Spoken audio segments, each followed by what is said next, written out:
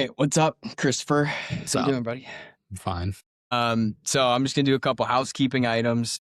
So we obviously took some initiative to set up a cooler location and invest in some of the equipment necessary to have a quality podcast. I did get 2 cameras to have multiple angles, but I cannot figure that shit out.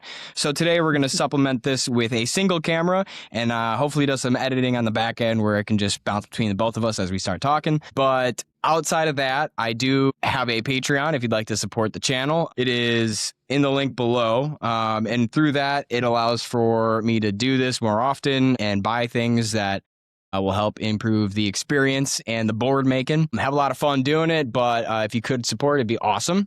Without further ado, my buddy here, Chris and I have gone way back and have gone into the depths of greater consciousness and have returned in pieces sometimes. But today, I wanted Chris to join and talk to me a little bit about his perspective in psychedelics. But Christopher, if you want to introduce yourself, man. I don't know if you have an introduction. I don't. I'm just a guy here in Wisconsin. I think I've known you since 2nd grade. Yeah. I don't know. I like what you're doing and all your conspiracy and bigger thinking stuff. I'm not as tapped in as much nowadays with as deep as you go on some things. I was probably more in my teenage years. Loved doing amphetamines and staying up for days looking into the Illuminati and all that kind of shit. But I'd say more recently, if there is anything that I have more of an opinion or expertise isn't the right word, but experience would be kind of this whole relation of consciousness and these beings and stuff like that. And that podcast I listened to with the Chris Bledsoe guy really kind of reawoke all this kind of shit that's kind of been Is that the one with the Y-Files? Yeah, which is really good, but I don't know. That was really weird. The way I felt after listening to that kind of like was activated a part of my brain that felt like it had been dormant for a while. I don't know. The spiritual side of what all this alien and interdimensional shit is and the connection, and recently kind of discovering the Diana Pasulka stuff with religion. I'm not by any means a religious person. In my younger years, I was quite against it, and I still don't believe in it in the contemporary way, I would say, but kind of the relation of all those things. It's weird how that being not being a religious person, but and kind of having a judgment of that before I listened to that whole perspective, but now listening to it's actually become like one of my favorite perspectives on this whole alien. Because it connects so many different things. It does, and I think I'm not educated in religion. Like, I should be. I've never read the Bible. Me neither. Only heard other people's, So I guess part of me feels bad for even judging it when it's like you haven't even read it. But it's the world's greatest story. Lasted generations. Dude, and I've always liked Star Wars better, though. It is. What I mean? Dude, I did rewatch Star Wars. I don't know if I told you I was on that kick like last year. Yeah. And I watched all of the trilogies and then even Andor and Rogue One. Yeah. Great. I recommend that. But no, like if I could, did you read American Cosmic by Diana Pasulka? No, I'm listening to her other book right now on audio book. I don't really get time to read much, but I love audiobooks at work, working long shifts. But so I read that one, and I can't remember when she released it, but she talks about like the book encounter, which is basically like synchronicities. So like the idea of a synchronicity is you are kind of making decisions or you have things that pop up in your life. And when you act on them, right, like all of a sudden you see like 3 other things that pop up that are like associated with that. Right. Of saying like, yeah, you made the right decision more or less. Or like, here's more information to dive into the thing that just piqued your curiosity. And that could be anything of like, we're all wired to be pattern recognition type of like beings, right? And that could be that. But in her argument, she has this thing called the book encounter. Is so like when somebody has an experience and they see, like she has this story about this guy, Ray Hernandez, who he was an atheist. He was like a scientist. His wife was super, super Catholic, like super like Latin American Catholic, right? Like pray every night, all that stuff. And their dog, this is a story in the book, right? And their dog ends up like getting cancer or something. And then they were about to put it down the next day. And it's like limping around. It's not good. So she goes downstairs and she just starts praying. Right. And praying to, Holy Mother Mary or whatever. And all of a sudden an orb shows up in their living room, right? Like, this is her story. And she's like, this is an angel. And she's like, please, can you heal my dog, essentially? And she like freaks out then after this. She's like, these are closed. She opens, she sees this thing, freaks out. And she's like, Ray, get down here, get down here. He's like, probably found a spider, right? And so she goes up there, drags his ass down.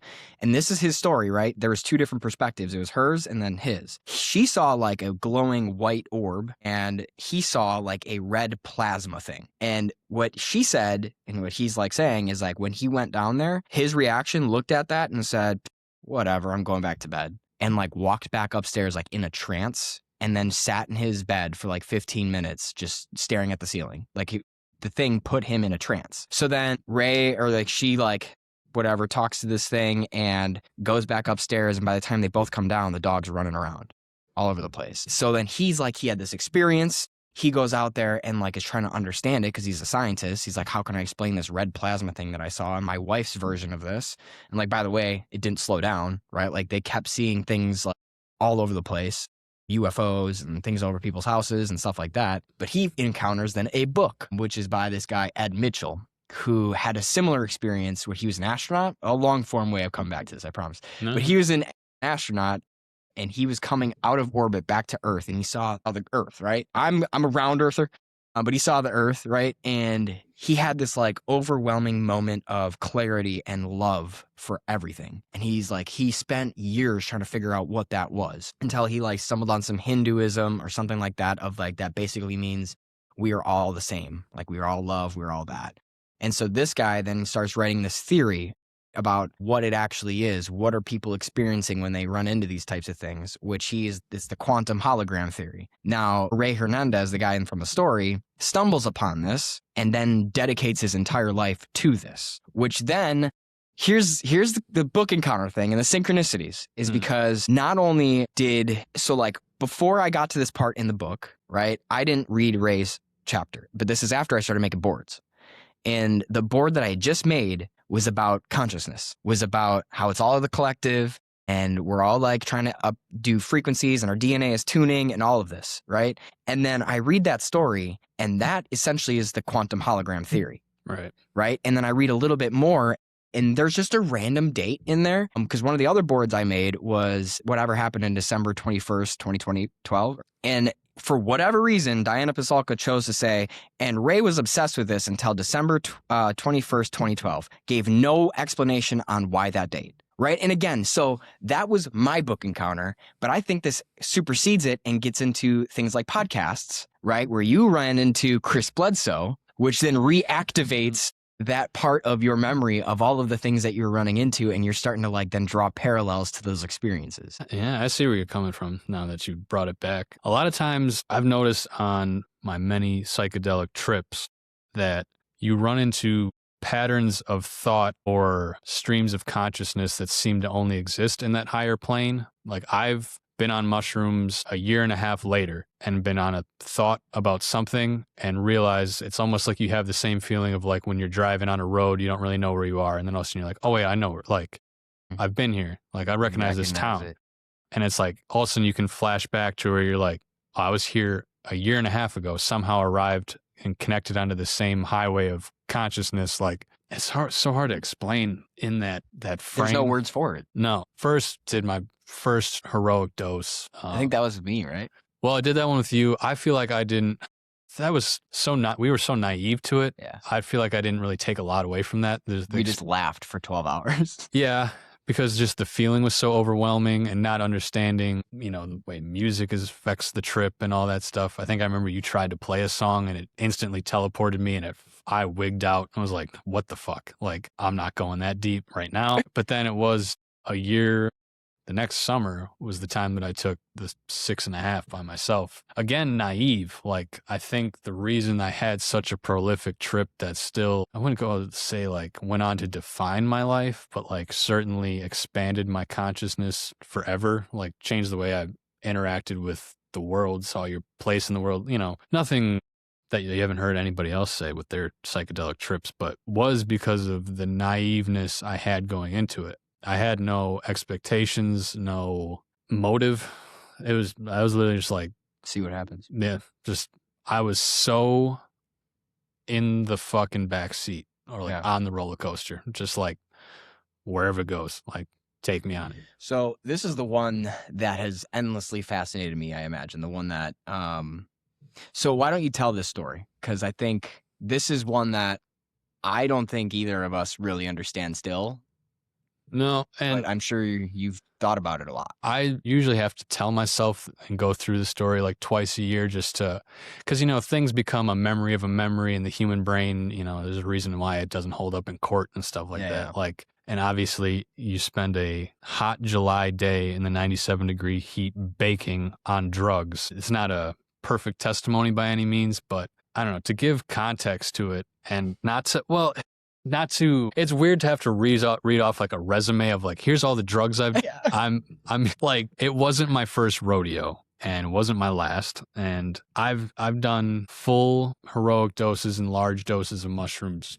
dozens of times. That wasn't my first one. I'd say it was the third or fourth. Done it plenty of times since. And so I'm a pretty experienced psychonaut when it comes to psilocybin. Smoked weed prior to that trip and after that for, you know, smoked weed for about a decade, which weed is so potent now. Sometimes they say it's even at a psychedelic level. So, I mean, you know, you can have a low level trip smoking weed by yourself. But I'd like to think I have a pretty good understanding of what does and doesn't happen on mushrooms, you know, like overall. And it's why what makes what happened so strange and still so unexplainable, and like why it's something I guess I wouldn't say I've been chasing, but like kind of searching for answers in that.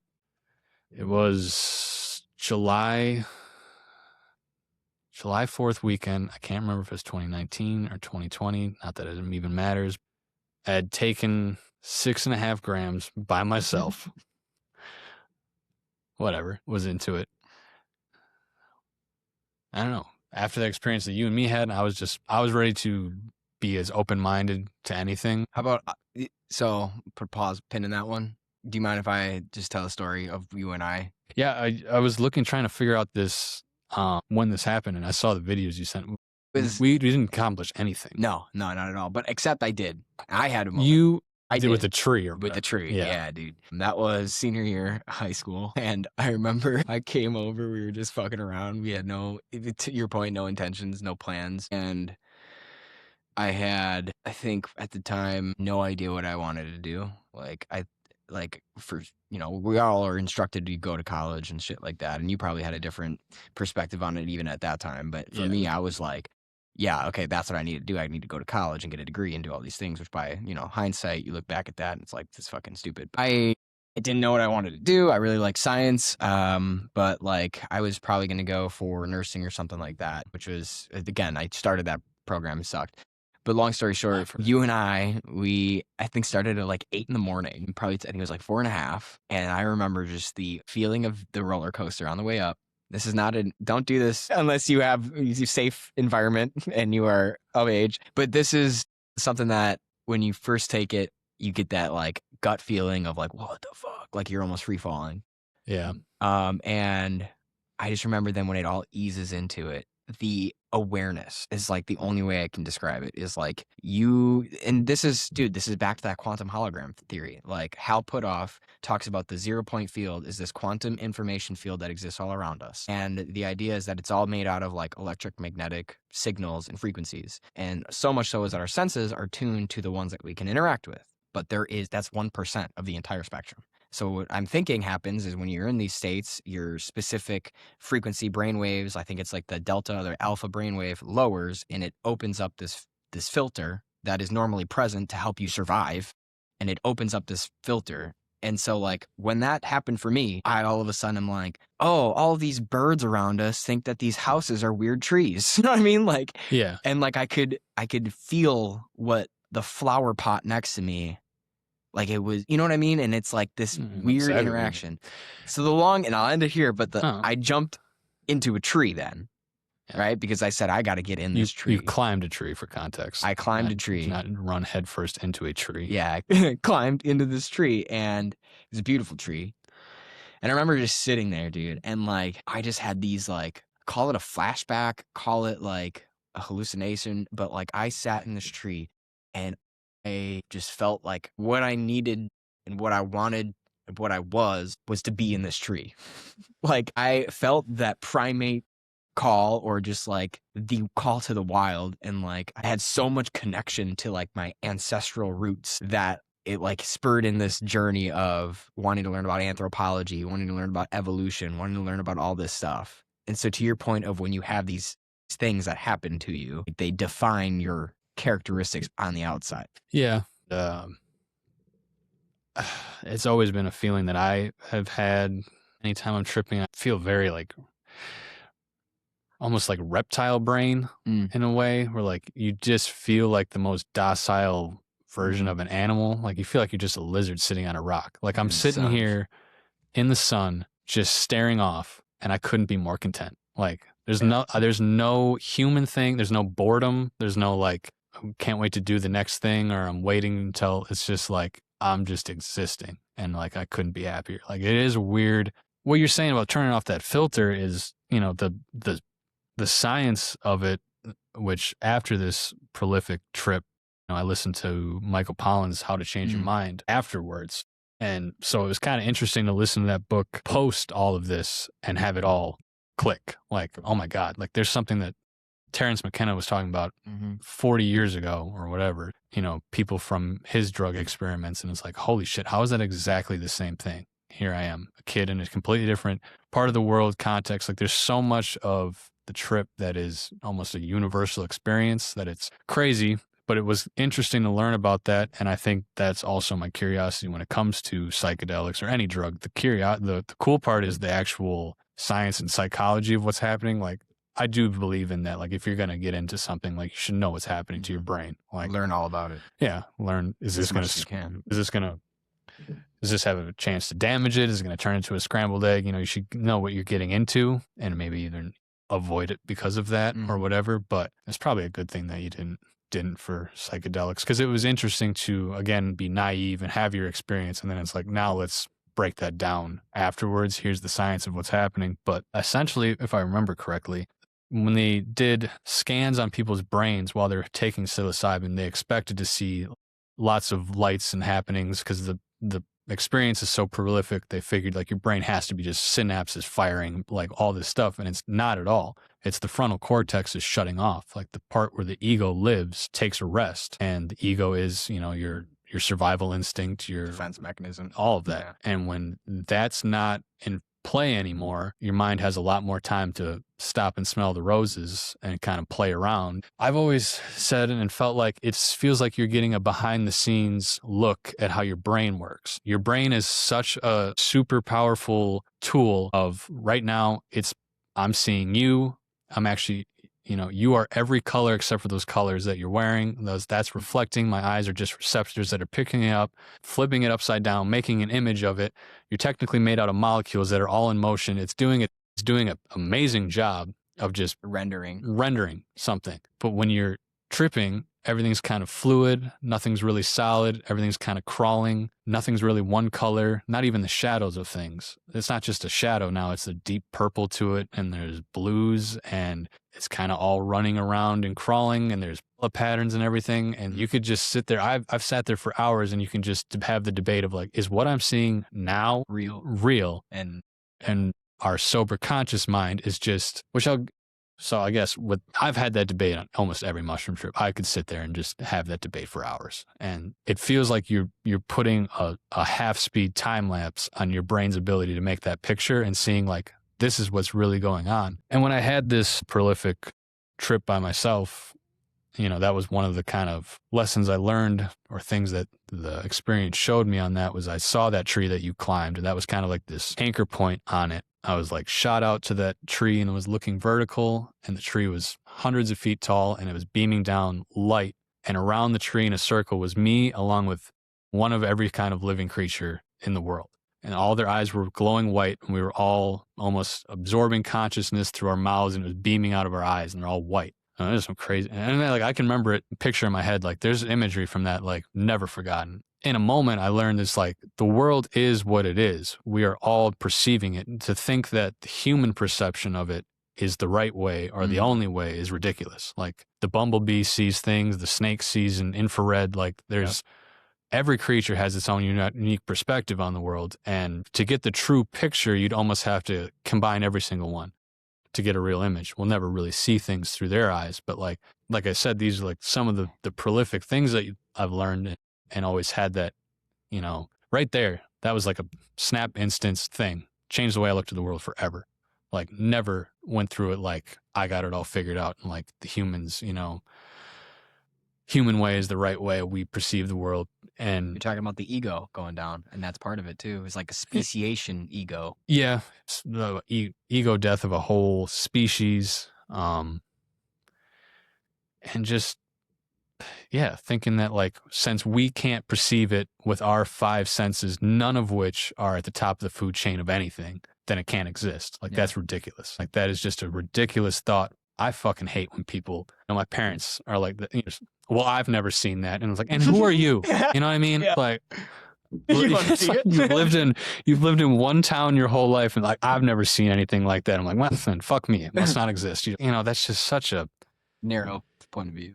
and even as, you know, that's what I mean. Like when, you know, it sounds so woo woo talking about interdimensional beings and shit like that. You sound like fucking Alex Jones or whatever. But like, it's like to think that something can't be on a frequency or a wave of light spectrum that we can't perceive. Absolutely. Or even, you know, what is that feeling of That being? isn't, maybe they don't have a physical form, but it's all energy, and it's in this different, to your point, electromagnetic space that we can't have access to, that we don't have sensory like adaptations to tune into. I mean, the whole Without maybe doing things like right psychedelics, without completely altering our consciousness or heightened states of meditation. But it's like, it's like, what's that thing when the dog's fucking barking at the wall, you know, or cat sees something and darts away? It's like, what is that? Like, I don't know, just perceptions of things, whether you believe in the paranormal and stuff or not. So take me through, was that when you were seeing all of the animals around, was that the same day? Yeah. So to give context to the crazy part of that trip, where I believe I came across some sort of interdimensional being, to give context to that day, had taken 6.5 grams by myself, completely naive, completely open to the mushroom experience, the hero's journey, all of it. No expectations, had heard some stories of cool things happening to people, but was completely open and ready for it. And it showed me a lot by having that mindset, I believe, by not having an expectation of like, we're going to fuck around with this. And why I think it's important to mention that, it was that I had complete, like I said, with that tree vision, tons of visions like that, out of body experiences, the whole roller coaster feeling. I mean, the feeling of leaving my body, flying above the earth through the cosmos, you know, the feeling that people describe on DMT of like being on the front of a rocket and taking off, like physically feeling that. And I don't like roller coasters, but in my head, I had this tiny rooted idea, still just one pinky toe touching the ground, to know like my physical body is fine. Like I am just a kid on my parents' porch in a chair, took a bunch of drugs. Like that's the reality. When you have that kind of safety and you're doing that much alone, which not recommending to anybody, it's not beginner stuff, even though it was for me, but that's when you can really explore those super deep parts of consciousness that in a lot of ways I've never been back that far, because I think your mind is very unstable once you take that amount, and it takes a safe environment. The only way I think I could make it even more stable would be to be completely isolated in a backyard. I mean, have like your own 5 acres of land where you know nothing's going to happen, or a sensory deprivation tank or something like that, which Can't even imagine that. I wouldn't want to. That's pretty scary. No, and the point, I've always thought mushrooms is about being in nature and the sunlight and appreciation for the world around you. I think, you know, if let's take some mushrooms and watch a funny, like, you're missing the point. Those are usually like the dirtiest, nastiest trips, is like when you're inside. Yeah. And like, maybe that's a bad word, but I remember when, like, I don't know if it was raining or like one of us couldn't go outside, and we were kind of stuck inside. And I remember just watching TV. I'm like, this is like, why are we watching this? Right. It's like there's a cloud outside. Yeah. I know. And even after, every time I've tripped, like in the summertime, and I'll be out there baking for 8 hours, and I'm like, I should just go inside and cool down for a minute. And I'll sit inside for like 2 minutes. I'm like, this sucks. I'd rather turn into a raisin outside and die than sit in the AC. It just feels so unnatural. So you were baking. You had a pinky toe on the ground. Well, I was, you know, listening to music for the first time on, you know, shrooms, that was changing the experience, completely gone, having all the big mind-blowing consciousness expanding thoughts, we're all connected, perspective, I saw that same tree of life and I saw the evils of the world almost wrapping around it like black venom, which is another thing when Chris Bledsoe was talking about like the people that want to stop this information. Like, it's like I felt like the experience was telling me that. And like I could see people that popped in my head were like the Clintons and shit. There was like, there's an evil force that wants to stop this and harness this consciousness and stop you from reaching it, because God forbid the whole world reached this level, we'd all be connected and we'd throw them all out and we'd fucking farm off the land and stop,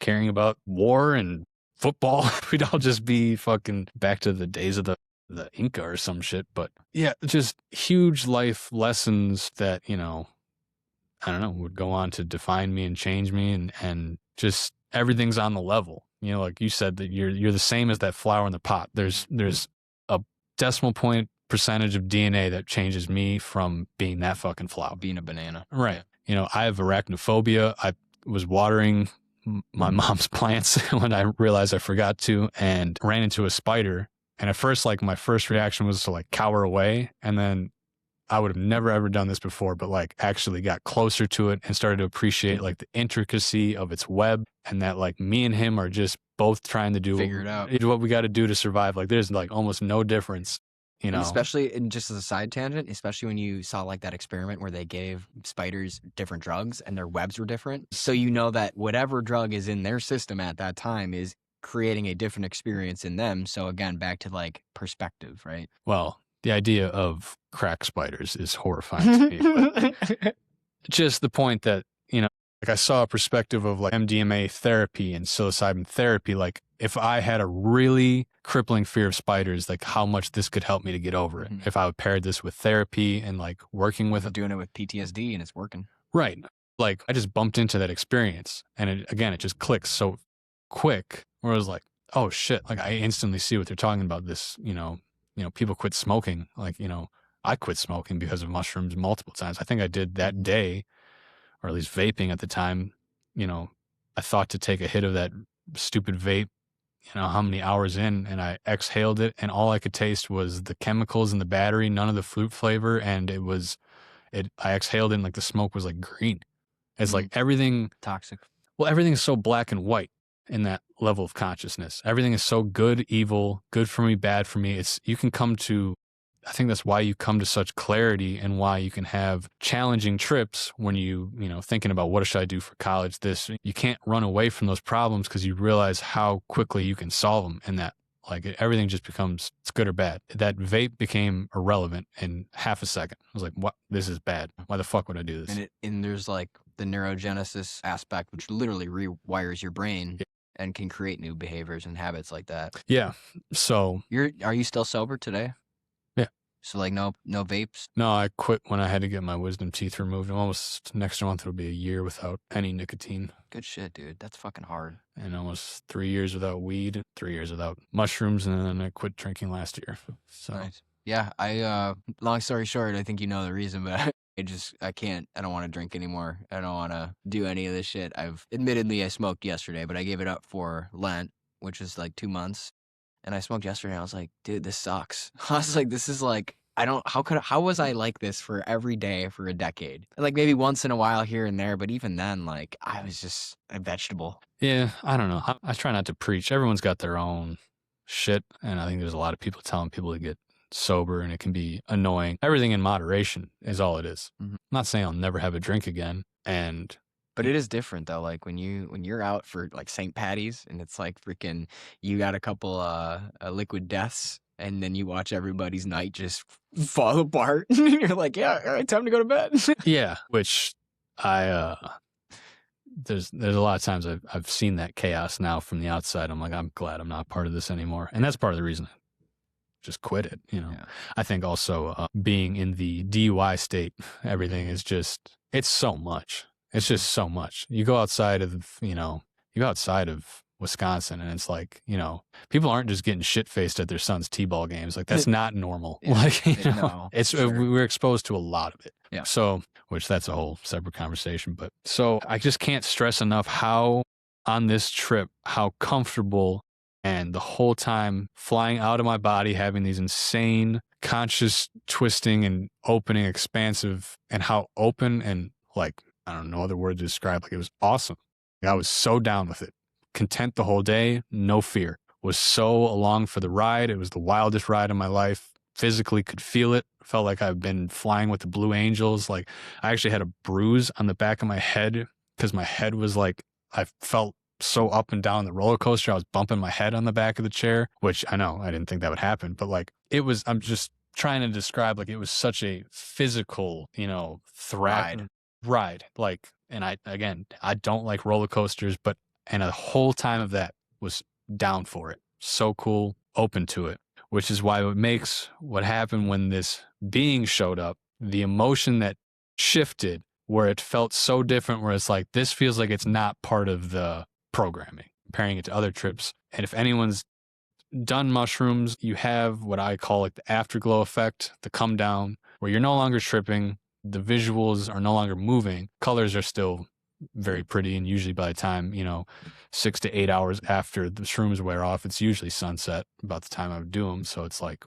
you almost feel like you go down the crazy water slide and now you're in the lazy river. This is like how I always felt, like you're just, man, what a fucking day it was at the water park. Kind of. And you're kind of mentally exhausted from it. You're just kind of trying to remember what you can remember. It's such a prolific thing, but you're in this day glow experience where you're just so content, and the trip's over. And I remember I was on the porch. I think it was definitely about sunset, and the sky was about getting orange pink. I'd say maybe 7, 8 o'clock ish, midsummer July. It's like light out till 9. And I just remember thinking, like, man, what a crazy day it was with all these visuals. Just such a beautiful experience. Like, I wish I could just see it one last time for today. I remember putting that thought out there. It would be so cool to just see it. Just one more time, I want to see the leaves and all that shit glimmering, just to remember it by, because I know I'll wake up tomorrow and it'll feel like it was a weird dream or something. And I don't know why I did it. I've never done it since. It kind of just was this sense where I put out that thought of like, man, I'd like to see it one more time. And I remember like opening my eyes very prolifically, like trying to almost like will it into, like I'm trying to use the force or something, like with my face. I'm just like, if I stare long enough, I can kind of make it do it again. And as much as this experience has been a memory, the part that is for sure and gives me the goosebumps still was that I physically felt on my right eye, it felt like a eyelid peeling open, like it had pink eye, and it finally ripped open, like when you get rid of it, but sideways, almost like it felt like a reptilian. They say like reptiles have a third eye, like that has a retina. Like it felt like it was truly like your third eye opening in a way. But I physically felt it on my eyeball, which again, I've taken mushrooms a lot. I know what does and doesn't happen. I've never had anything like that. Never felt like my fucking nose is going to fall off or some weird shit like that. And this is well after the tripping's done. I'm already coming down.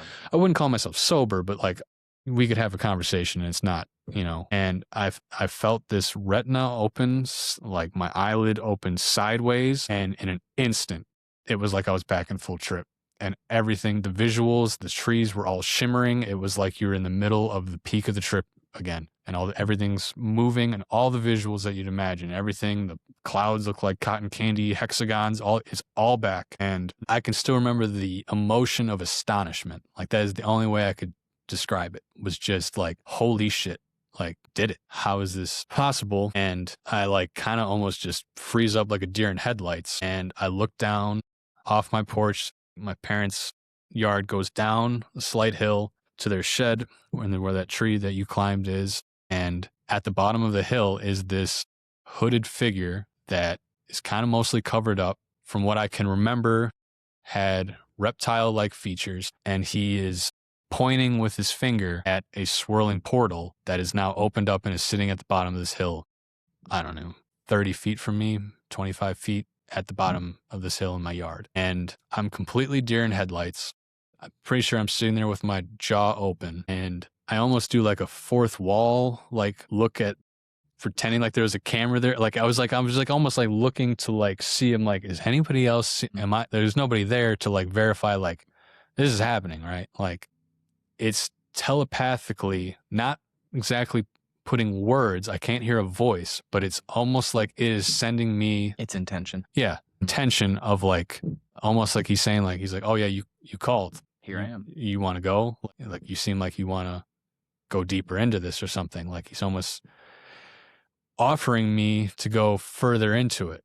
And I just kind of sit there frozen after, I have no sense of time in this moment. It feels like it lasted just a moment, and everything's still glimmering, full trip in the background going on, like, wow, this, and I'm just trying to like process, like, and I eventually can like think to give him the message back of like, you know what, man, it's been a long day and sorry, but I think I'm actually good for now. And he was just like, all right, and he's gone, and everything stopped, and it went right back to where it was before. And I kind of sat there frozen, not scared. And why I explain how open I was to all that 6 to 8 hours of tripping and all that craziness before, this was the moment where I was like, it's time to pump the brakes. Like, I'm scared. Not scared, but like, and he wasn't scary and I wasn't fearful of him. He didn't seem like he was malicious at all. But that whole trip, I'm going down the water slide and hands crossed, feet in, totally down for the ride. And this is like here at the end, when this thing happens, was the moment where I could still feel the emotions of being like, all right, it's time to go inside. This roller coaster can fall apart. Just pause for a sec. Like, what the fuck was that? Like, you know what I mean? Yeah. I'm flying around my yard. I'm in these crazy visuals of the trees and the animals and whatever. And I'm just like, yeah, this totally makes, yeah, absolutely. This is great. And then this happens. And like the emotion was just like, okay, just everybody take 5. You know what I mean? Like, yeah. I got to process that. 8 hours of craziness, but this is the thing that just stopped me dead in my tracks and was like, I need to think about this. Like, maybe I need to go inside, whatever. And do you remember like what that portal looked like? So that would be the part. And again, all of his features and his clothing and his looks and whatever, that's the part where I would be, a memory becomes a memory of a memory or whatever. Like, why I kind of remind myself of this story is to try to remember that. But like, that's the part where I'm opening to like, hot July day, you took a bunch of fucking drugs, you've been sitting out there baking like a raisin. I'm not saying it was a hallucination. You know what I'm trying to say? Yeah. That's the part where I'd be like, I'm not sure about. Like, you could see a world where it was just a subject. Well, like being out there and maybe being dehydrated and all of that, but like. Well, I'm just saying, as far as what I visually remember seeing, as far as the details of it, what color the portal was and stuff like that, that's the stuff where, like, you have a memory of, you remember your childhood house, and you're like, I don't remember was it always that color? I don't remember the thing. Like, those are like the details we forget. Like, you have that image in your head, and then you go back. And it's usually because you saw like a picture of it. Or something. Which is like if you see pictures of portals and you maybe associate that with that moment. Maybe, like, like I said, it becomes a more faded memory over time. Maybe if I had a picture of it, even if I had a picture of the moment, I'd be like, oh, in my head, I remembered it like a little more of this. But from what I can mostly remember, he was in a red hooded cloak, covered down to his feet, covered most of his hands. He had long, pointed reptile-like fingers, of almost like a reptile snout peering out from under the hood, couldn't see eyes. And the portal seemed to be swirling in like almost like binary code, you could see, like similar to the Matrix in a way. Do you know what? I guess obviously this is all speculation, but do you remember the color? Or is it all colors at all times? No, it was just kind of more of like a warping of the color, distorting the color, almost like you'd see like, people describe like, the movie Predator, like the invisibility cloak. It's kind of like that, where it's like there was white in the center from what I remember, and it was either like a greenish pink kind of swirling, or I could feel like I could see code. Again, that's the part where it's like, that part I'm iffy on exactly remembering. I have this still shot in my head of remembering, but that's the thing where it's like, it's a memory of a whatever. But the emotions of that, the physical feeling on my eyeball, everything glimmering again, and the feeling of like almost paralysis of like, holy shit, I didn't think that would happen. Mm-hmm. Like, that emotion was so real. Like, and I could still feel that. Your eye. Yeah. That's the part that's so prolific, and the message of trying to like, that he was trying to give me of like, you want to see more or something. And like, I kind of just remember having the debate in my head of like, I don't know what happens if I walk in there. Like, Do I ever come back?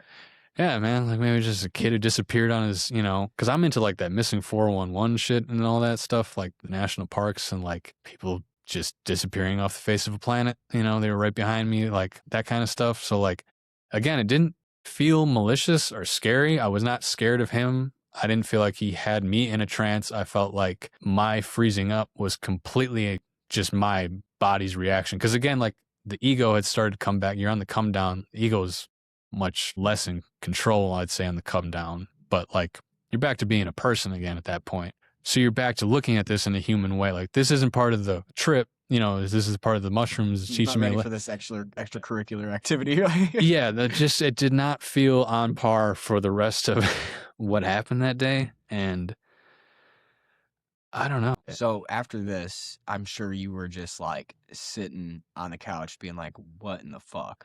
Yeah, and then I eventually went back outside because sitting inside sucks. But it was a drive home with the radio off type of moment after that. Like I remember pausing the music and it was just like, again, like Take 5.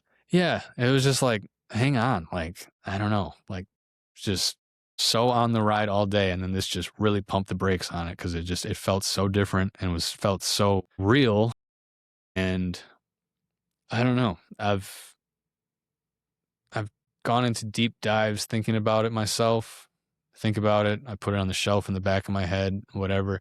There's not a lot of people you can talk to about that, even people who've taken mushrooms plenty of times. It's like, still, it felt so Taboo. different. Well, it's just like, you try to talk to somebody about that, and it's like, yeah, I fucking ran into a Reptilian. interdimensional being. Like, I mean, I told my dad that I was drunk at your wedding, and like, I must sound like a fucking psycho to him. What did he say? Which is the appropriate response, because he's like talking about like, yeah, doing acid and seeing Van Halen. I'm like, the interdimensional vampires are, like listen, I'm like grabbing him, like, dude, they're fucking here, dude. like you don't understand. I should not have. You're taking it to 11, and I understand it completely. If I heard someone else tell that story, I'd be like, give me a fucking break.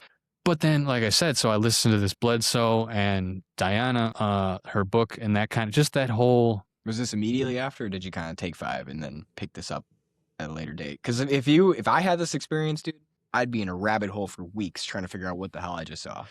Well, I remember Poonch and Jeff came over later that day, which I'm not gonna say it was a mistake, but like you had the most prolific, eye-opening experience of their life, and they're like, dude, you see the Bucks game? I'm like, what is a basketball? Like we're talking about life here, man. So you're just not even in the same hemisphere of consciousness. You're still on a different plane. I don't remember if I explained it then or tried to, or it was at a later date, but I remember Sam telling me about, you'd know, is his name Stephen Greer?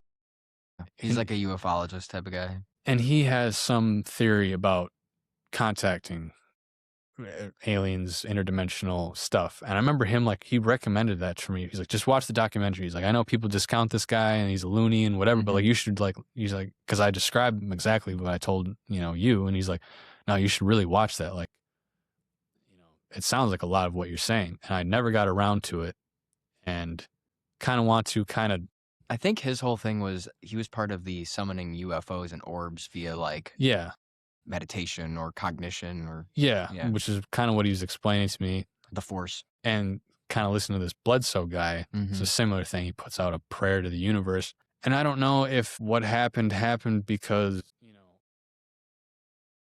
like I said, I was very naive that day and open to the experience. And just, putting out a kind request of like, can I just see it one more time? And like, maybe like whatever it was like, kid's done pretty good today. Hung in there, like, just really open to everything. And seems like he's interested in more. He might be, ready for it. And they're like, check this shit out. And I was like, no, maybe not. Like, I don't know. I think, and have you had any experiences that were like maybe adjacent since then, or dreams? Well, I've always been an avid dreamer, and since quitting smoking weed, I mean, I dream 5 to 7 nights a week, stuck in them for weeks at a time. I would imagine your experience is the same as like when you are high or smoking or go to bed high, you don't dream, because I don't either. And since I stopped, I'm nightmares and all of them. No, I dream even when I did smoke weed. probably not as much and not as prolifically, but they'd still get through. I've always been an avid dreamer. I can remember dreams from when I was like 2 years old and nightmares I've had. It, obviously exploded when getting sober, and it's still pretty prolific. Yeah, I mean, fucking week-long nightmares. I mean, horrible things, but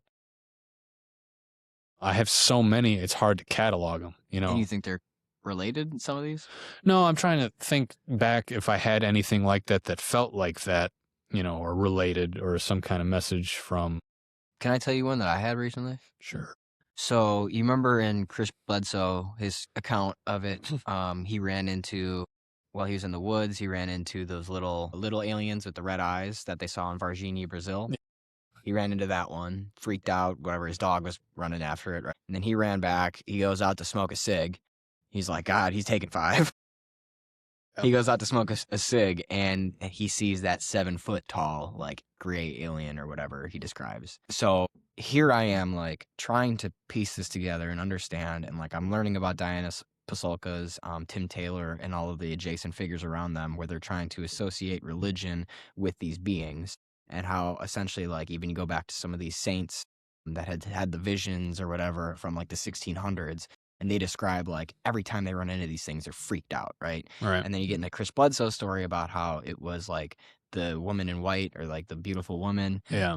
So again, like, in my mind, I'm, like, starting to put together that these aliens or whatever people are seeing are likely the same things that have been described over generations and generations. Right. And because of that, like, I'm not necessarily, like, religious. I have become more so because, like, you see everything that's going on and you're like, okay, obviously this other side of the spectrum exists. Like whatever it is, I want to be on the good side. Sure. And so, like, for me, I was really trying hard to, like, meditate, and, like, it sounds woo-woo, but, like, I wanted to connect and, like, open up my mind to the possibilities that, like, maybe through dreaming, through altered states of consciousness, just through, like, intention, like, potentially I could interact with something like this. A while back, I won't tell this one, but a while back, I saw a UFO. Like, I promised on my grave that I couldn't explain it. I had no idea what it was. Carly saw it. We were driving up north, whatever. That's the only experience I've ever had. And then I had this dream. So, like, my grandpa was probably, like, the biggest role model I could have in my life, right? Like, just welcomed everybody into the house. It was just so funny, jovial. And, when he passed, that one sucked, right? And so, but I always thought, like, he's my guardian angel. He's the guy who's always out there looking out for me. And I remember having this dream where I'm, like, trying to have this moment where, like, I'm trying to put that intention out there.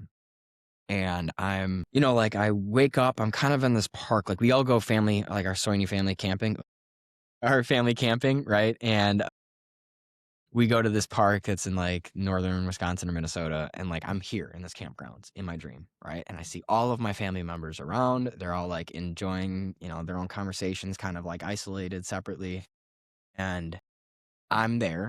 I'm, like, kind of seeing everything that's going on, and I just see my grandpa, like, walk by. And it wasn't the grandpa that I remember. You know what I mean? Like, it wasn't the last time I saw him, right? It wasn't the ones of the pictures I have. It was like a younger version.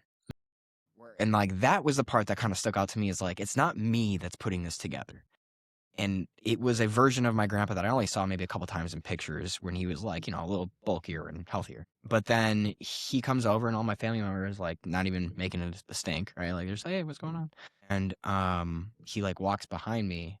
It sounds really weird. He walks behind me, and, like, my cousin's right here, and I'm talking to her. Walks behind me, and I look over, and over my right shoulder is this 7-foot gray alien that I'm not afraid. It has this layer of, like, mesh, call it, or, like, over its body, where it's almost just like light on it, and it's just like a gap between whatever skin it was and this layer, and it's just, no face, nothing. My cousin, I'm like, what the fuck? My cousin is just talking to this like it's my grandpa. And I just had this overwhelming, like, experience that, like, again, it's probably just a dream, but, like, that this creature, whatever it was, is a messenger or a conduit or something that can bridge the gap between consciousness and wherever we go when we die and the phenomenon that we describe as aliens. Yeah. And then I woke up. That's weird. Those are the ones that will make you wake up. And I was fucking crying, dude. Like I woke up, I'm like, Jesus Christ, dude, what is this? which I think is why on that trip. Check your phone, just make sure we got Wi-Fi still. Yeah, I was gonna say we got We're on the hotspot, fellas and ladies. 10%. So take a pause in a minute. I'll go grab my charger, Okay. plug it in, and save it. But I think that's why on that trip, when kind of just realizing the human perspective is just one of millions of perspectives and all that, and it's kind of why I don't fall into any traditional religious things. I'm not saying that there's not higher powers and forces. To me, it's always felt like the thing we refer to as like Mother Nature. Like Mother Nature is cruel. Mother Nature doesn't care. Like, doesn't matter. Bad things happen to good people. Good things happen to bad people. Doesn't matter if you just built your house on the beach, like a hurricane's coming. Like it's fair by being unfair to everybody. It is the ruling force. Like, I think, and I've had other trips where I feel like I've almost, connected or looked in the face of that spirit or something like that. Some of those, something like that. And I'm not saying it's all one thing, whatever. I'm not against higher power, even that, like that doesn't sound crazy to me because I don't think we have it figured out. And that's the only reason why I haven't subscribed to the Bible or something like that, is because like, that's just, again, a human's way. We're trying to interpret, trying to take this fucking puddle of, paint and form it into a way that makes sense and makes us feel comfortable. It's like, the truth is that like, it may be something very uncomfortable. Like, you know what I mean? Simulation. Well, whatever it is. It's just that, like, I remember feeling on that mushroom trip, like, again, I think there's a lot of parts of shroom trips that are in psychedelics that is a universal feeling, the connectedness, all this and all that. There's the hallmark tropes of them. I'm not saying you don't carry any of your own perspective into a trip and think about it in there, but like, I'm not a religious person. On that trip, I had a very prolific, like, second religious experience. Not in the sense that it's traditional, but a religious experience. If you were back in like freaking prehistoric times and that happened to you, that's your God. Yeah. So I remember having this split second realization of like, and saying like out loud, like, no shit, like, not to offend people, but like, from my perspective, like, the Bible didn't happen. Like, at least not in that way. That was just the human interpretation of things and trying to make sense of it. Like, to me, in that moment where I'm looking at every and feeling every living thing around me, and we're all equal, we're all just different. Like, everything's on the level. To think that the almighty creator of all this made this world for me and I look like him and I'm the special one was so selfish to me. In my mind, I'm thinking like, God's the bearded guy and he's watching you and he's got your back. He's going to make sure nothing happens to you. Like, that's comfortable. And I'm not saying there's never a time where we don't need that. Been at funerals and heard beautiful sermons from Bible. I'm not saying there's nothing good in that book, and it helps people feel comfort and helps people find sobriety. There's beautiful parts of religion. I think it also gets used and manipulated a lot, but like, it's a story. All the books of all the religions, Hinduism, all of that stuff, they all have good stuff in them. I just don't limit myself to being in this book. This is how it happened. And to look into or to worship anything else is a sin and you're going to burn it. Like, that's just closing yourself off to things. And so, I'm not saying there's not good lessons in the Bible and stuff like that, but that just feels like we're trying to form a comfortable and trying to make sense of maybe these things, like you're saying in the past, where like, the Greeks, they looked at the sun and they're like, don't worry, there's a guy with a chariot. He looks like rotates around. He rotates. And he's got horses. You know what a horse is, and he's like a chariot, and he's fine. He's fine. He's like, he looks like us. He's a guy. Like, don't worry. Yeah. It's not a big flaming ball of gas that we're floating around that might explode. Like, don't even think about it. It's like, and then we learn more, and it's like, I think that's why with disclosure, people worry. Religion might, people might lose their fucking minds with, or will they lose their belief in God? And that conversation's kind of come up in the zeitgeist with this Salka and Bledsoe stuff. It's like, I don't think you'll lose your perspective in God, but you need to be open to that. Frame it. Yeah. God is what the thing you refer to as God is, not a white bearded guy who's a human, or it's collective consciousness. We are God. We're all fractals of it. Something. So take 5. I got to pee. You grab your charger, make sure we don't lose our internet. And then I would love to tell you a little bit about my thoughts and theories around how these two things So I went down this rabbit hole where I started things that are in the Bible. And if you like go through the Bible and you replace some of the, like, there's tons of different verses. Again, I haven't read it, but I just kind of looked up the ones that were relevant to this. But like chariots in the sky, or clouds, like Jesus went up in a cloud, right? Well, the actual Bible description of an angel. Yeah. Like, I don't know where we got this like white chick with wings from. What is it? I don't know. I didn't hear It's like this. a wheel within a wheel, like with an eye. Like, they just, like, if you look up the picture of, like, according to the description in the Bible, It's like Ezekiel's wheel type of thing, right? yeah, it's fucking terrifying. That's what Chris Bledsoe, did you see the latest photo that he released? So he does this thing where he has everybody come out to his freaking property and he summons the orbs. Yeah, I see And that he does. he just that. took like a really high res photo of it. Jamie, pull that up. But Projected right there. no, so here's my thoughts, right? And again, like, I don't have any of the answers. This is like the way that my brain works and tries to rationalize how we can have such an influent mechanism like religion, and then pair that with what we know to be true about like the quantum realm, about which is very little, but then also about like psychedelic experiences and consciousness itself.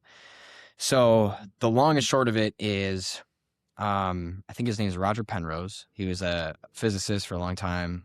He has this theory that consciousness is emergent through like quantum computing, call it, where it'll take probability waves essentially, and it makes a conscious decision of what you're looking at. Like, what is the stimulus that's happening in front of you? And consciousness is coming from our brains into their physical reality.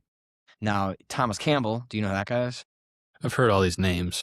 So he went on Rogan, really good pod from a while back, but he explains this really, really well.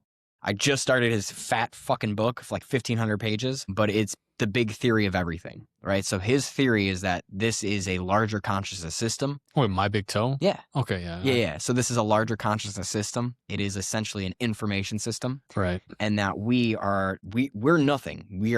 We are conscious, it's recognizing itself. Right. So like fundamentally consciousness exists. And then this gets into Hal Puthoff, where he describes the 0-point field, which is basically that even in a vacuum where there's no matter, there's still energy present. And in this present, like in this energy, this medium, call it, like, this is how he explains inertia and gravity and things like that. So like if you're in a medium or a vacuum and you accelerate really, really fast, you're still feeling resistance.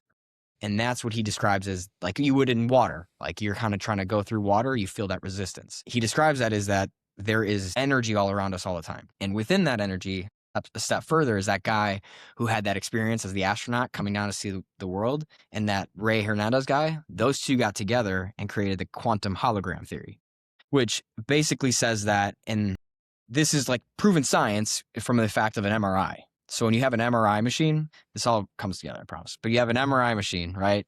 What it does is it points really strong magnets at your body, and that attracts the hydrogen atoms towards the magnet, right? And then what happens is it sends a radio pulse to your body, which throws that attraction off. And then as those atoms like come back to the magnet, they all do so in different ways because they're surrounded in different materials. And they have their own little molecular bonds that are kind of holding them together in different ways. So they have a really finely tuned sensor that then can pick up on the different ways that the molecules go back to facing the MRI. And what that does is then generate an image based on what those properties tell you, right? Like, so long and short of it is when that happens, it's transmitting information about its electromagnetic position, about its rotation, about its orientation. And through those things, then they put together an image, which is like line by line, which then you throw all that together and you have an MRI, like a 3D print of your brain. And you got to ask yourself, like, how the fuck do we come up with that?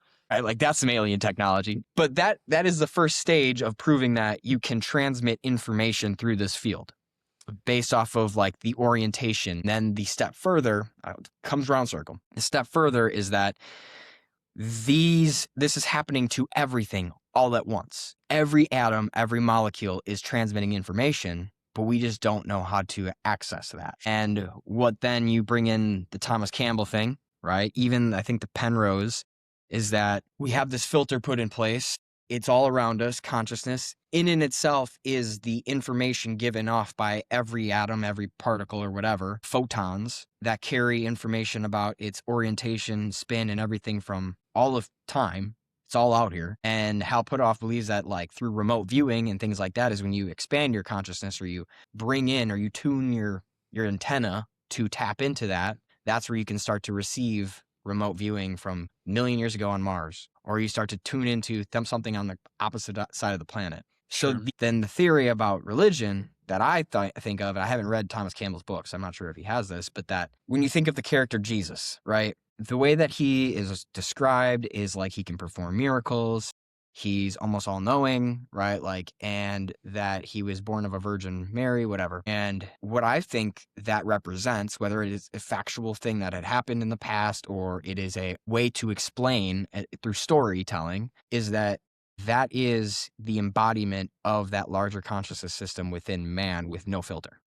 Right. And it is the way that we should strive to be connected to all. Right. And like the moral compass of that. And then you get into like, if you really want to take it seriously, you get into some of the sacrificial elements, which then you start to get into like occultism and stuff. Right. Is like he sacrificed himself and said, here's my body, bread, and here's my blood, wine, so that we could sacrifice him ton and not children. Like, this is the theory about, like, the different gods that are out there. And, like, the Dagon is the fish god. And so, like, in the Bible story, he gives his followers fish, right? Like, almost as an insult. So it's a long and short way of saying, like, Jesus could just be the embodiment of all of consciousness without filter into man to show that man will still kill him and sacrifice him in order for us to do that. Right. Like, and not have to sacrifice children and like all the things that you see throughout time of like the Incans, The and the Mayans. Mayans. And then like when you start to learn about that, a lot of it stems from like, and you go into David Icke, right, where he's talking about how it's the same families that run everything, these 13 families, the Rothschilds, Rockefellers, all of them, and the ancient times, whereas like this advanced civilization, call it Atlantis, call it Lemuria or whatever, then these people kill each other or blow themselves up and they go and migrate to these areas like ancient Sumerian tablets, Anunnaki. And they teach them things that might have been forbidden, right? Like, oh, I can control animals, like animal husbandry, right? Like, I don't have to go out and hunt because I have bulls right now that follow my lead. And that is like, that's like spiritual shit. Like, if you didn't know that, like, that's godly type of stuff. And so then the theory of David Icke is that probably the person or thing that you saw in your vision, interdimensional, they are instructing these 13 families who they perform sacrifices to in order to please those gods. And that's where you get into this Epstein, that's where you get in the occult, that's where you get on these missing children, that's where you get into like the frazzle drip. Well, so I used to love doing fucking pills and watching David Icke videos. I mean, don't Like tempt Ritalin? me with a fucking good time. I was so deep on that reptilian shit, like, decade ago, maybe 12 years ago. But I thought even where is that at now? Because I thought, he even recounted himself a little bit and went back on it. Not that I was ever 100% bought in on that stuff, but like, again, I think any of this, even just talking about this stuff, is all thought experiment. The more open you are that, philosophical. well, it's just like opening to the idea that like we don't know. Yeah. You know what I mean? Like, again, it's just thinking that we have it figured out helps us feel comfortable and stuff, but like it's scary to know that the world's way less figured out than we have any idea of. I listened to a podcast of him from December last year. Yeah, and I sent that in our little chat. It's worth it. But he's not necessarily like reptilians are here. He's open to the process. Like, he's shared a story about an Epstein survivor that claims to have seen Epstein's face shapeshift into like some sort of draconian type of thing, right? Again, that's just his thing. But he says that it's this interdimensional layer of like, these are the old gods, the ancient gods that they are still submitting sacrifices to, but it's not that they're gods, but they're just interdimensional, and they like feed on fear and torture, and that's why we always have these wars. Well, so the whole religious aspect of things and interdimensional, that kind of stuff, and then the whole UFO, UAP, I used to be into them as two separate things. And in the last few years, it seems like those have formed into one puddle, and we're trying to, which I think means we're getting closer. Well, it feels like we have a puzzle and we've figured out a corner of it. It's like, this is a huge table-sized mural of some landscape, and it's like, okay, we got a tree here in the corner I can see. So it's like, it's a woodland area maybe, it's like we have a couple patches of the puzzle figured out. No idea still what this whole puzzle board looks like, especially in recent years. But I'd say in the last 5 to 7 years, more into the, so to speak, like the nuts and bolts of the UAP thing, kind of listening to the militaries, as we're getting closer to Disclosure Day. That kind of like, listening to Commander Fravor and the Bob Lazar and the this, and like the, the military admitting that this stuff exists, and like looking at it from like a, their perspective of like, it's a national defense thing. Like, I'm 100% believer in the phenomenon. Like, I love James Fox's way of putting it, like the phenomenon. Yeah. That what is happening is shit. I fucking love him. But I love the way he described it. I don't care if you believe in aliens, Martians, whatever. Like, we have a phenomena happening. What it is, and anyone who tells you that they haven't figured out is either, is full of shit, unless you're in the top of the top. So even that might be disinformation. Yeah, but no, who can you trust? So looking at it just from, that's kind of the perspective I've looked at until recently, when this whole religious thing kind of blends into it. But even looking at it from this phenomenon thing and all the theories that you could talk about, that they're time traveling humans, they're interdimensional, they're interplanetary, they're here from fucking wherever Zeta Reticuli, all the theories, and all of them have pros and cons and make sense, whatever. But even listening to the guy who made Age of Disclosure and the government officials he's talked about, like, they talk about these different, there's possibly more than one race of whatever there's the Nordics, Mantis. Right, the grays, the tall grays, the pale whites. So I don't even know if the government even has all that figured out, or anybody knows. But the idea that there could be reptile-like creatures, it doesn't mean that like George W. Bush was one, and there's shapeshifters. I don't know. Yeah. More recently, I've been into the paranormal, which kind of connects in some ways, kind of different religions, talking about skinwalkers or the jinn. Or the jinn are interesting. Well, it goes back to King Solomon and like the Seal of Solomon controlling the jinn. Yeah. Which, if you look that up, it's. But there's also, there's good and there's bad ones. Star of David. Yeah. So, and how does the paranormal factor into all that? Is that just another way we're perceiving things? Whether you believe in, is that, you can get into all that crazy shit. But like, to think that, again, even this phenomenon or the alien thing or what it's one thing. Like, we're going to find one race and this is what they do, and they're from this planet. And it's like, there could be so much. Galactic Federation. Right. Yeah. But it's like, some could be interdimensional, some could be from a different planet, some things could be living in the ocean. Like, there could be multiple things going on. Yeah, I mean, we haven't even identified like 20% of the ocean, if that.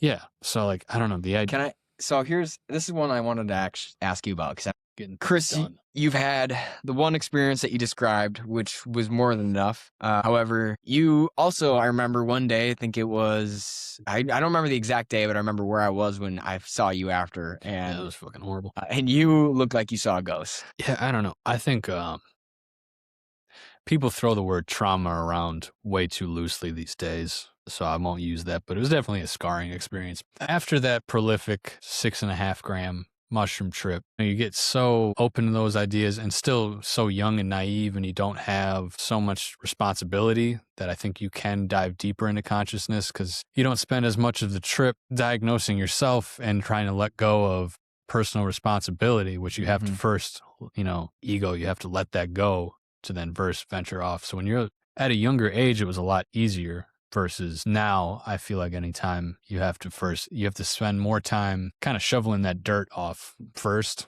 dealing with your own shit. Not worrying about your bills.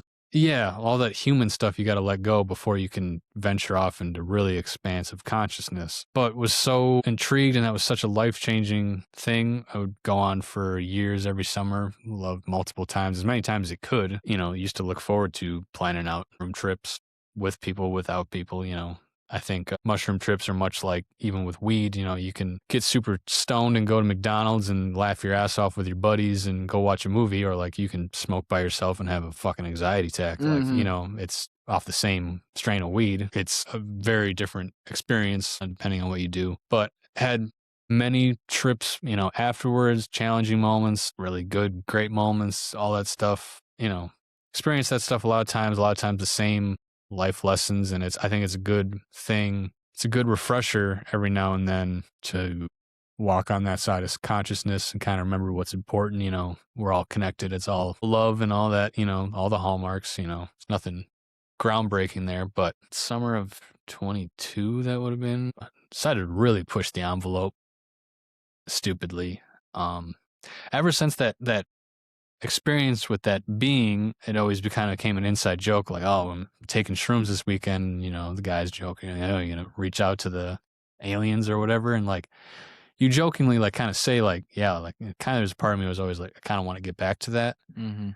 But I think by even doing that, you're setting the wrong intent, because Like you're in control.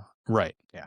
Like I'm like, oh, just ask and receive. Like, and like I said, a lot of times you're dealing with the chaos of your own life and straightening your own shit out. By the time some of those challenging moments of the trip are over, you're just like, I don't even want to talk to an alien at this point. Like, this has just been such a crazy day. Decided to try to go for 8 grams because 6.5 went so well. Things get really unstable at that point.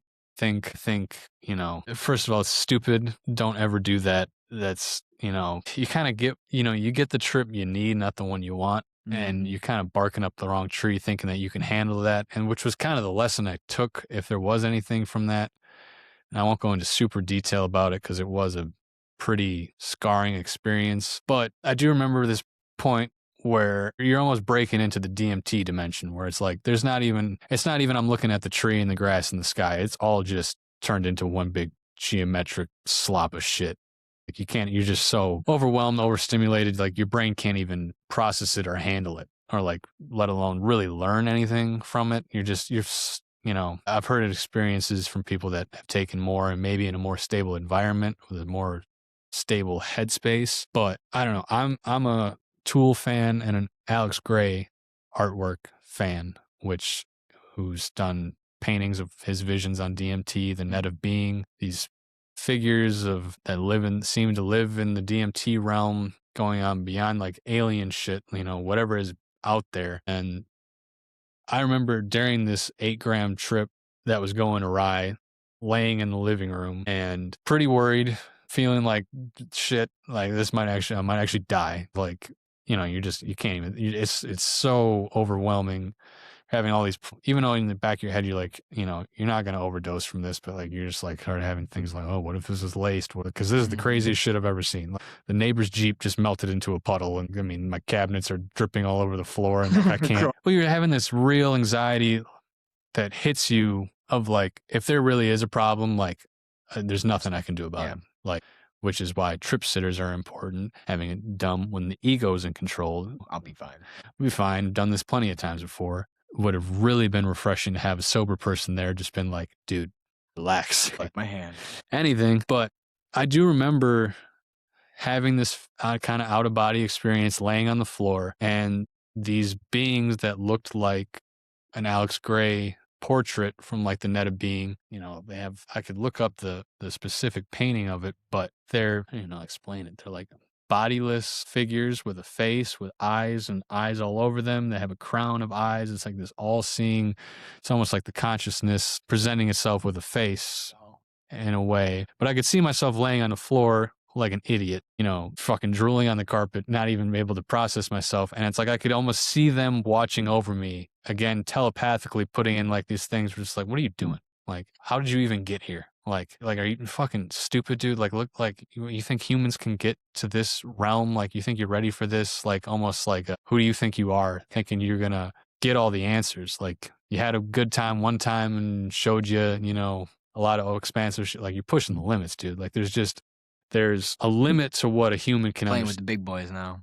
Well, you can give a dog a full ride scholarship to Harvard. It's never going to learn mathematics. You know what I mean? Like, not without thousands of years of evolution. And it felt like that in that moment where it's like, you've gone beyond the human capacity in a way to even make sense of what's happening. Like, there's a threshold of like how much you're going to be able to ever handle or understand of this stuff. But it did feel like in that moment, like the DMT dimension consciousness was kind of watching over me. And like, I almost felt not safe in that moment, but it was like, like they didn't seem concerned. So like they were just kind of getting a laugh of it. Like I was a drunk on the street, sort of. Well, just like, this fucking idiot. Like, and I don't know, that was a very strange part of that one.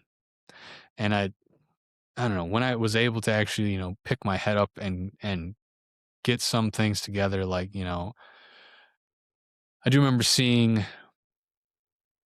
I remember one vision, like right on the coffee table in the living room, a fucking mushroom was there floating, and I saw it as the center of like the Milky Way, and everything floating in its gravitational around it was just all the other bullshit of the world. Like something was still trying to give me a message of like, this experience, this state that you're in now is a key to things. Like it is an answer. You may never be able to truly grasp it and process it and But you're getting a peek behind the curtain. Yeah, you might never get a real grip on it, but like this is the answer to a lot of things. And like everything that swirls around it is just a bunch of crap. And the further you get out from it, you could just see social media and all, just everything. You can just see it all. And you just see like the scaffolding of all of the things that don't matter. Yeah, which again goes back to that, like everything's good, bad, black and white in that consciousness, like fake and real. It's so obvious. Like you just look around a man-made thing versus a natural thing. Like I always get this feeling of like, if everybody just sat still and did nothing, like what would remain here? The trees would grow, the grass would grow, plants, the sun would go, like all that, like all this other man-made shit would just fall apart. Not only that, but like the artificial stress of all of the things that go on. Yeah, right. So I remember when you got out of that, you came and you gave me the biggest hug. Yeah, you just told me how much you loved me. So like, were you just so happy to be alive? And like, how did that one? Is that the last one you did 3 years ago? No, but that was the one that I would say ruined it for me. No, I've done a couple since, but everything before that was like, man, I can't wait to get back there again. Can't wait to do it. Can always push the limits, like excited for it. And everything after that, by the time the trip's over, it's been like, thank God that's over. Like it killed my enjoyment. I think maybe they were trying to tell you that this is a tool and not a plaything. Right? Well, and that's kind of been my reason of distancing it from it recently, I think. And I'm partially to blame for this, but like the whole microdosing it and using it for party drugs and shit, like it is a religious, to use the terminology, like you want to get close to God, like, and have a religious experience. That's the closest thing you can get to it. Besides, I know there's meditation and other things. I'm not saying it's the only way, but like it's a shortcut. You want a fucking express lane to it. Like, and definitely in the beginning of that, because that was the worst part of it, is like, I mean, it had gone so off the rails and you're like, well, maybe this is almost over. And you look at the clock and it's been 30 minutes and you're like, fucking, yeah, dude, we got 8 more hours. And even after 8 hours, it was like I was still in a 4-gram mushroom trip. Going back outside after catching your bearings on all that, it was like the visual, you were in the come down phase of like the lazy river portion, but everything's still motion. It was the weirdest. But yeah, you're out, on any heroic dose mushroom trip, you have that feeling of like you've gone through the journey and like you're changed and you feel better. And like there is a sense of like almost like the story's over for the day. Like you went through an adventure. When you ramp it up to that levels and you are genuinely afraid of like, it was obvious right away. It's like, this is going to change me forever. I remember sitting on the couch within 30, 40 minutes and been like, if this doesn't turn my brain into applesauce, I'm going to be for sure a different person after this, like undoubtedly. And like I had fear. I'm like, I'm going to become somebody who gets stuck in their house, who's afraid outside. Like, what is it? Phobic. Yeah. like having real genuine fear, like this is going to change my actual brain chemistry. This, you know, but you have that hope of like, if I can just get through this, like I know I'll be stronger because of it. And it's crazy. I heard a vocal recording of Terrence McKenna saying a similar thing, you know, from He would do him and Paul Stamets. well, and you know, Yeah. I was very much into them, and it's crazy that I heard it after him saying that exact same thing, pretty much of like, oh my God, it's only been 20 minutes, but if I can just get through this, like I'm going to come out better on the other side. This was almost to the level where it was like, I don't know if I'm going to come out better. I might come out completely traumatized and like, whatever. That's a trip you need, not the trip you want, right? Well, I don't know if anybody needs that. I don't think anybody, I mean, certainly you're like, you come out and you are better for it. I'm not going to compare. The only way I could compare it, and I'm not comparing myself at all to people that go through, but it is like a car accident or something. Like the genuine fear that I was going to die. That's real. Yeah. And like when you're on that stuff, like you don't just have a thought of it. Like you live that whole lifetime. You live out that whole scenario. Like of like, oh my God, I'm going to lay dead here. I'm going to fucking die on my parents' living room. They're going to come home from vacation and find their son dead. And like, you're living this out in your head. And you're visualizing it. And you're visualizing your parents crying, and you're just like, you know, that whole, like you're feeling the emotions of that in such heaviness to that, and all that fear and all that sadness, to then get through the moment where you realize you're going to survive and you're actually on the way out of the woods, not into it anymore. I don't know if like the human brain is really equipped to handle the worst feeling and the best feeling of your life within 20 minutes. Well, within a 6 hour, you know, there was a lot of hours of just, I don't know, my brain's a fucking soup. I mean, God, I remember just gotten stuck in such a thought loop. Then that's why you get this stuck in the woods feeling. And especially when you get scared like that, it's hard to pull yourself out. Yeah. Mm-hmm. That's, which I'd never had that before. Mm-hmm. So your emotions and everything is so unstable. And when it tips over like that and you freak out. Milk spilt. Yeah. Right. You're not putting the milk back in the glass. It's just get the towels. Like, you know, it's like everybody just sit down and shut up. Sorry. Now we got to sit here until this is over. Thank God for one of the people that I was with. I won't name him just in case, but I thought I was the most experienced psychonaut of all of us that day. And if it wasn't for that guy looking him in the eyes for a solid 6 hours and him just being like, just fucking hold on. I mean, like we were in a fucking metaphorical life raft in the fucking ocean where he's just like, dude, we're going to keep trudging. We'll land on solid ground. But we got stuck in such a fucking thought loop. And I was trying to talk out loud because like all you can think about is like, we're all connected and it's all love and energy and like you'd be like, no, hang on, I'm on a new idea. Hang on. So if it's all connected and we love and like there would be like a word or like a phrase that I would trigger and we would just look at each other and I'm like, I've said this 15 times. Yeah. It's like literally it's just like this whole paragraph of shit and you'd get back to you like, no, hang on, no, let me try this again. If we're all connected and it's love, like it's energy, and then like you just say the same and you're like, dude, that's how it's like psychosis almost. I had a bad experience with LSD. I remember you telling me that. Yeah. That was kind of similar. And it was, you know, it's the whole thing about psychedelics. Anything you do, even in the littlest amounts, is it's all about environment and your company. Right. It's 100% the entire trip is that. I wouldn't say like great company, but decent company, right? Like we were friends to an extent. It wasn't my best friends, right? Like, and that's another thing. Like, in hindsight, not good enough. Right, exactly, yeah. And the environment was the problem because, you know, it was the first time I've ever tried it. I even took half than everybody, right? Because I was a little trepidatious. And all of a sudden, like, we're in college and a bunch of random people come, sober people. Yeah. Right? And like chicks. And I'm like, huh. And I just remember feeling first, like two feelings was three. I had one of the most profound ideas that I still don't understand completely. I just have that burned in my memory of like gravity is all associated with like some time and you know what I mean? Like it boils down to one image and you're like, that is everything. But then the other piece of it is, to your point, the psychosis of like, I was doing so many things at once that I couldn't do anything. Yeah. Yep. Even thoughts. And yeah. And then once it got bad, once random people got there, I started playing Fortnite. And I don't like Fortnite. No, but just so that I could not like talk to anybody and look at anybody, and I had to just like gone home. Well, we had a similar thing where music was making everything, you know, music heightens the trip and whatever. And I was like, I think we need to stabilize the environment, no music. And I couldn't decide between, I'm like, do we need somebody who listen to somebody who's also on mushrooms and gets what we're saying, or do we need a sober mind in here to talk us off the ledge and like get us out of this woods? And I don't remember what I tried at first, and we're like, this isn't working. And I happened to put on a Joe Rogan with Honey, and I skipped to like 2 hours in where they took a bunch of mushrooms, and as dumb as it is, like we were sitting there and like Joe's like screaming, he's like, it's all love, it's all we got to do, whatever. And like we're just sitting there like, yeah, man, honestly. Yeah. No, we were like, see, and like it's like we needed somebody who was on that same wavelength, but like steering us out of it. Yeah, who's maybe in a more positive. Well, yeah, and just in more, much more positive headspace.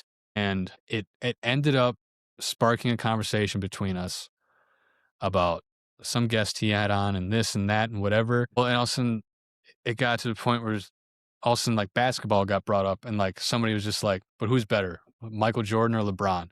And all of a sudden like we all just looked at each other and we're like, we're fucking people again. And I mean, it was like instantly we all shot up, hugged each other. It was like most insane, like realize like you're a person again. Like people think about basketball. I'm a person. I'm okay. I have my memory, like whatever. So then it was the most euphoric, jubilant, moment ever. Where just a few hours ago, I was having the worst, most traumatic feeling I've ever felt in my life. And it felt like we were in there for years. We knew that all you guys were at birthday party over there, and like it's just the thought of like, man, we're a few miles away from you, none of us know how to call for help, nobody can get anybody over here, like you feel like in your head like we're gonna die here, and all of our friends are right over there, and you can't even yell, and like might never see them again. Like you have like that, you're really in your head like saying goodbye to everybody, and then it's just like, oh, actually never mind, we made it, and Out of way. but like it's just to try to take the positive out, like the gratefulness. Like, again, I don't think we were in any danger. It feels like you're in danger because you're so out of control. I'm not comparing myself to a near death, somebody who actually got a gunshot or a car accident or something, but the emotions were very similar, I'd imagine, to a near death. Like when I hear people tell that story, it felt the same. Where you wake up and you're like, I'm never going to take anything for granted again. Having my own thoughts, I'll never take for granted again. It was a scarring experience that had benefits. It took a long time to heal that and kind of get back on the track and find your place in the world. And it's really tough to go back to work on Monday and everyone's like, how was your weekend? You're like, like don't even. Good. Yep. Yeah. I had a barbecue. Like my mind. It's just like, because like in your head, you're like, be nice to people and all that. And you're just like, but please don't talk to me. But ever since then, and I've probably done two what I would call, full trips, 4.5 grams. Since that, once alone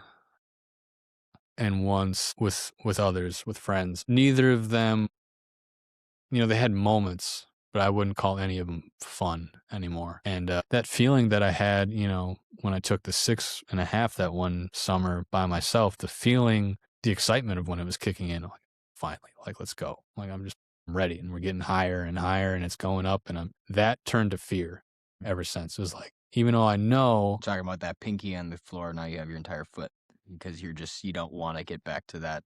Well, it's not even. It's like feel you start picking up. And rather than like embracing that like you're supposed to, I'm fucking got a death grip on the chair. And it's like, okay, I'm willing to hover a few inches above the chair. Whereas before, I was able to go head flying through the clouds. And similarly, when people have experiences and trauma when they're driving, like it's hard to get behind the wheel again. And imagine, like if you survived a plane crash, like how do you ever get back on a plane? You got to get back on the horse. Yeah, but Too bad you can't use psychedelics to help with your PTSD on psychedelics. And post that bad trip, I did microdose, and it kind of did help soothe it in a way. Just kind of like had to almost go back and make peace with that consciousness again, like soothe things over, and like, because I remember feeling right in the beginning, peace with your subconscious. Huh? Right in the beginning, I was so aware. One, I couldn't stop apologizing because I just thought I'd fried everyone's brains doing this. And like, not only am I scar myself, I'm scarring friends and feeling the guilt of that. And they were like, no, we signed up for this. Don't bear that burden. Like, it's going to be fine. It's going to be fine. And I was like in tears, like feeling like, I'm so sorry I did this. And I remember saying like, man, I used to love this, and I can already tell it's over. I used to look forward to this and like, I already know this is going to be Yeah. ruin this for me. And I'm going to get so scared of this. I'm never going to do it again. Would do it again, but definitely it's never been the same. And partly is that because when you do it less often, like I said, you have to sift through. The longer you wait between trips, you know, More trauma that builds up or things that you have to unpack. right, more shit that you put on the back burner. You know, it's like, hey, by the way, you know that thing that's been bothering you for the last Year and a half. yeah. It's like, you want to talk about this? And it's like, all right. And then once, you know, you have to face those things. I know that. Trying to be on a trip and run away from, you know, if you just murdered somebody and you take a mushroom, like you're going to fucking, those are the stories of people that gouge their eyes out and shit. So I'm not afraid of going towards the challenging parts of the trip because I know that very quickly you can find the answer when you face things head on like that. It's just signing up to get on the ride is a lot harder. And when it's kicking in, it's not exciting like it was. And I remember the last time, you know, we kind of got to this plateau where we thought we had plateaued out and it was like, oh, this is a good space, like right here. And then the elevator went up 5 more floors and it was like, and then everyone got real quiet. So it's like you just when you think you're like, I don't think we're getting any higher. Like this is a good spot and I was comfortable. I'm like, this is good. And then it was like, no, you're still, because you lose track of time. And you're like, no, elevator's still going up. And then it got to a place where it's like, ugh, you know, place where I used to hang out frequently gets, you know, a bit scarier. And again, you survive it. You feel better. You feel refreshed. You feel washed, you know, almost like the baptism to put it in a religious context. But I don't know. I've been off. It's been almost 3 years.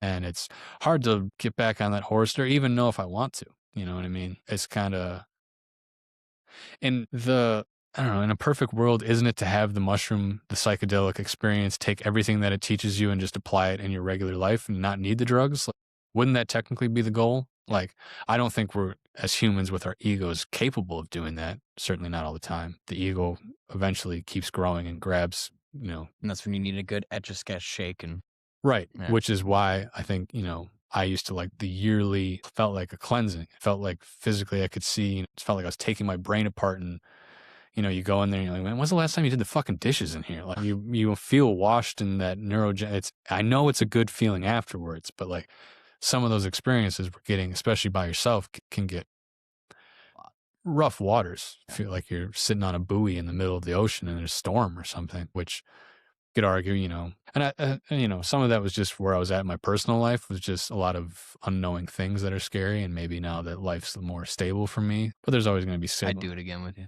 I think it's time for me. Really, first and foremost, I just really appreciate you coming and like doing this because, like, I know one, it's like you kind of do put yourself out there, you put that story out there, and 2, it's also like a lot to unpack. So I appreciate you coming on, and we've done a couple hours. I got to go get a gift for my mom's birthday. Oh, yeah, happy birthday. But anything you want to sign off on?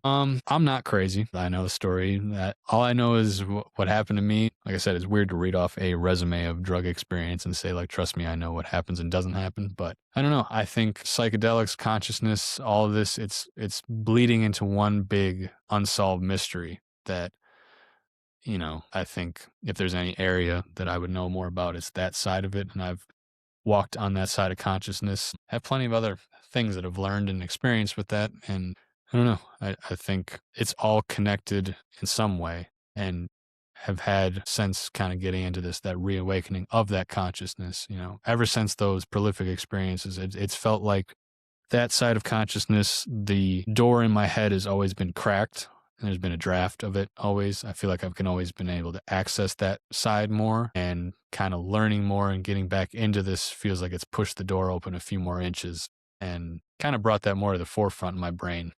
That level that kind of has been sitting dormant, you know, kind of taking care of shit here on the human side and getting your human life back in order. But then it was kind of a calling of like, maybe it's time to get the spiritual side, you know, back in order. I know it's all connected, but I don't know. We can do it again sometime and dive into way more. Riff, dude. So again, thank you. I love you. Love you too.